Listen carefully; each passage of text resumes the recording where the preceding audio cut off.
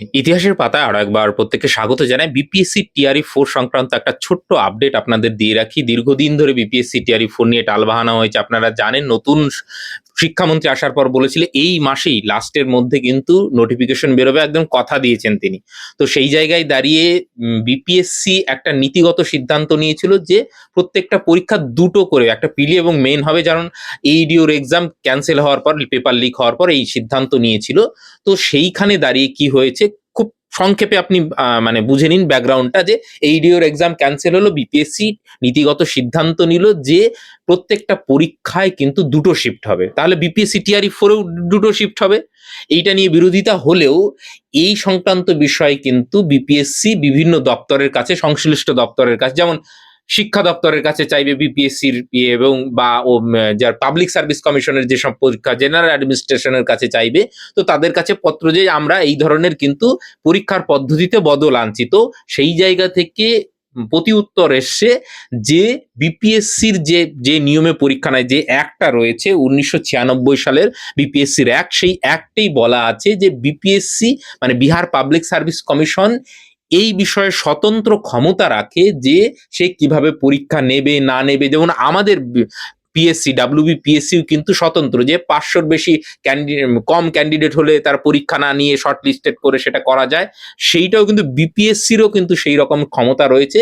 তো সেই পত্রে জেনারেল অ্যাডমিনিস্ট্রেশন পরিষ্কার জানিয়ে দিয়েছে যে এই ক্ষেত্রে মানে বিপিএসসি স্বতন্ত্র, এবং বিপিএসসি যদি কোনো সিদ্ধান্ত নিতে চায় তাহলে মানে সংশ্লিষ্ট দপ্তরের কোনো রকম কোনো আপত্তি নেই। পরিষ্কার হলো বিষয়টা।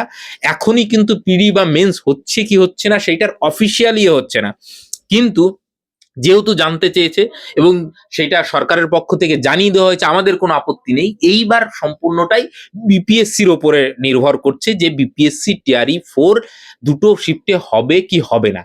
এইবার যেহেতু দুটো শিফটে হওয়ার কথা হচ্ছে, তাহলে দুটো শিফটে হলে কি হবে, একটা পিলি হবে একটা মেন্স হবে।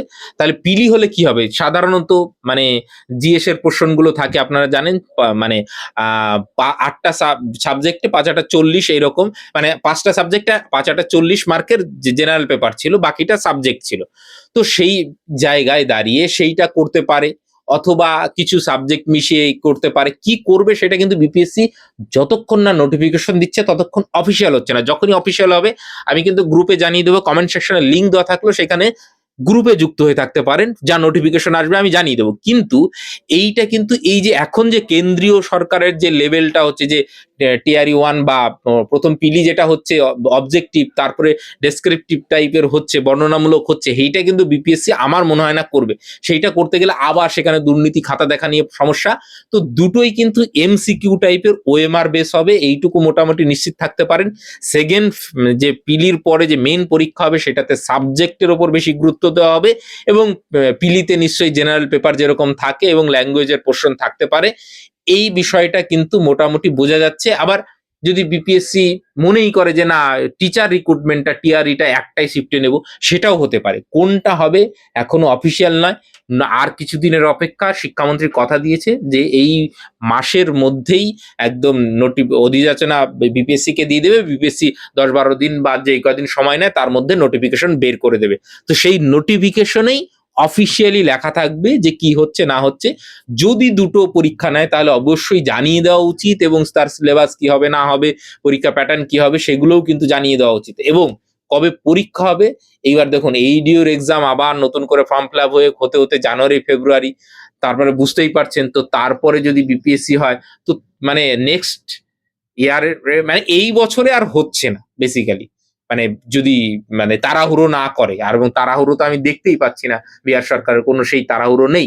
অতএব এই বছর আর বিপিএসসি টিআরই 4 পরীক্ষা হচ্ছে না বলে, এবং ওই বছরের প্রথম দিকে হবে বলেই এরকমটা অনুমান করা যাচ্ছে। বাকিটা নোটিফিকেশন আসলেই বাকিটা বোঝা যাবে। দেখা যাক কি হয়। যা আপডেট আসবে আমি কিন্তু জানিয়ে দেব। বাকি আপনারা যদি বিপিএসসির প্রিপারেশন নিতে হয়, পড়াশোনা চালিয়ে যান। কি করবেন, আর কিছু তো করার নেই, আমাদের হাতেও কিছু নেই। তো বেসিক্যালি কি বলবো, পার্শ্ববর্তী রাজ্যও এরকম করছে। এবার যেহেতু দিয়ে ফেলেছেন, যদি সময় মতন পরীক্ষা হয়, সময় সুযোগ থাকে, ভ্যাকান্সি যদি সঠিক পরিমাণে থাকে তাহলে দেবেন নিশ্চয়ই পরীক্ষা। প্রস্তুতিটা আপাতত ধরে রাখুন। ভালো থাকবেন, সুস্থ থাকবেন। Thank you.